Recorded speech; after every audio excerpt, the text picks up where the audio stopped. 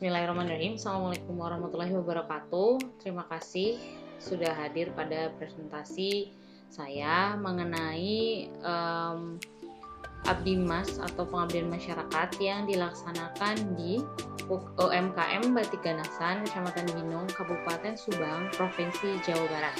Judul dari pengabdian masyarakat ini adalah pengembangan desain inovasi motif batik Ganasan. Jadi di Subang itu memiliki potensi batik Ganasan.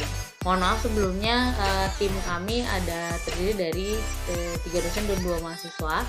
Dosen yang pertama adalah saya sendiri, Murid Sarasandini. Yang kedua adalah Bapak Sigit Ramadan dan Ibu Dr. Arini Arimsari. Di awal observasi, namun saat ini saya ingin menjelaskan mengenai batik Ganasan itu sendiri.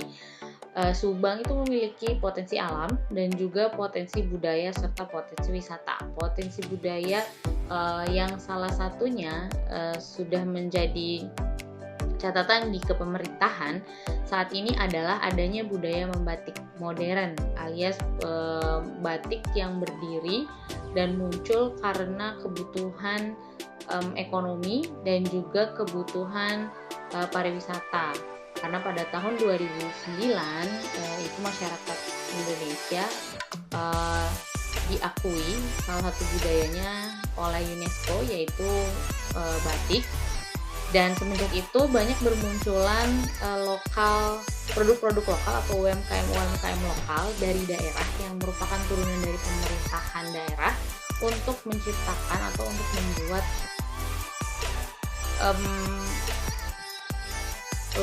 UMKM yang berhaskan batik. Nah, salah satunya di Subang ini. Subang memiliki potensi batik Ganasan. Subang merupakan salah satu kabupaten di Jawa Barat. Kabupaten ini berbatasan dengan Laut Jawa di utara. Nah, ini saya dan tim mengunjungi batik Ganasan itu sendiri yang terletak di Kecamatan Binong. Tepatnya di pinggir jalan, memiliki galeri dan juga tempat batik yang dimiliki oleh Bapak Mulyana. Kebetulan pada saat ke sana kami ditemani oleh 2 anggota ASN dari Departemen Pendidikan dan Kebudayaan Kabupaten Subang. Nah, ini adalah gambaran dari galeri batik Ganasan. Batik Ganasan sendiri dimiliki oleh Bapak Mulyana yang merupakan lulusan sarjana dari Bandung, memiliki kemampuan ilustrasi gambar yang sangat baik sehingga dan memiliki keteguhan dan semangat untuk membangun Subang. Karena Bapak Mulyana ini sendiri juga salah satu penggerak budaya yang ada di Subang. Nah, ini adalah suasana dari batik Ganasan, di mana sudah banyak terdapat koleksi batik-batik dengan beragam desain motif dan beragam teknik. Teknik khusus yang dipakai oleh batik Ganasan sama seperti batik-batik yang lainnya, yaitu batik cap dan batik tulis. Namun kebanyakan yang digunakan di sini adalah batik cap. Pewarna yang digunakan adalah pewarna sintetis. Dapat dilihat dari warna-warna yang cerah. Itu merupakan salah satu ciri khas dari batik yang menggunakan pewarna sintetis. Kemudian karakter yang paling menarik dari batik Ganasan ini, di mana batik Ganasan mengambil unsur-unsur lokal yang begitu kuat. Salah satunya adalah visual dari atau bentuk dari buah nanas yang memang merupakan ikon kota Subang. Kemudian ada juga dibuat motif sisingaan yang merupakan kebudayaan ciri khas dari Subang juga.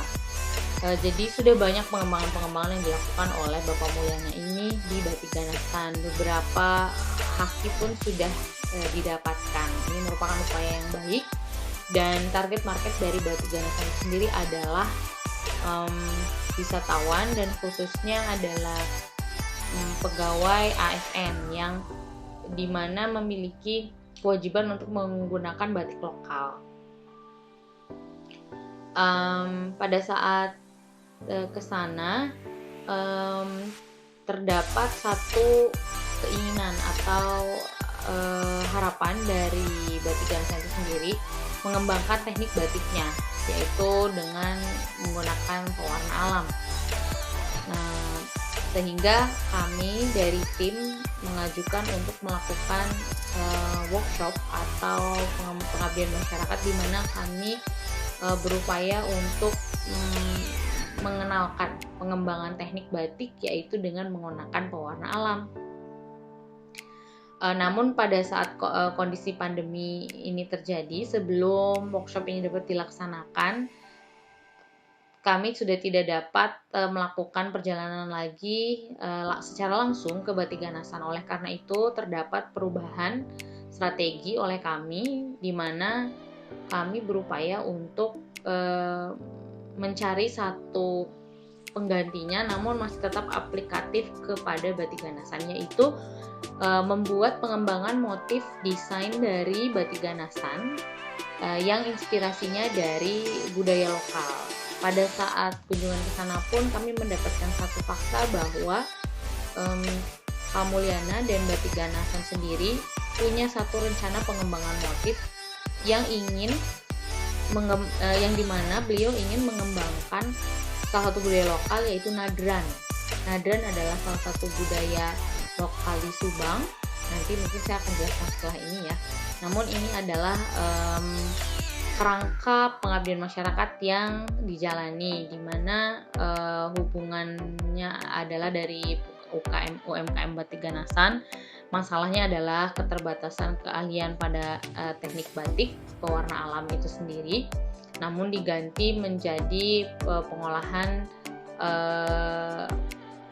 pengolahan pengembangan motif, sehingga outputnya adalah prototipe motif yang akan dapat digunakan oleh Batik Ganasan sebagai produk Batik Ganasan dan dapat menjadi koleksi barunya. Nah, ini dimaksudkan untuk memperkaya referensi motif pada UKM Batik Subang itu sendiri, dan juga meningkatkan daya jual dan daya beli masyarakat Subang dan pariwisatanya. Proses desain yang kami lakukan ini diawali dengan mencari studi referensi bentuk dan juga studi literatur tentunya dari tradisi nadran yang ada di Subang. Di sebelah kiri dari gambar itu adalah gambar suasana dari tradisi nadran yang ada di Subang pada saat pelaksanaan nadran sendiri. Jadi nadran itu apa sih? Jadi nadran itu adalah tradisi melaut yang dilakukan oleh masyarakat Subang pada bulan-bulan tertentu untuk memberikan persembahan kepada laut. Jadi ini memang ada hubungannya dengan kepercayaan masa lalunya orang-orang Subang, disebut sebagai tradisi nadran. Keunikan dari tradisi nadran ini adalah guyup ya, yang dilakukan oleh masyarakat Subang untuk bersama-sama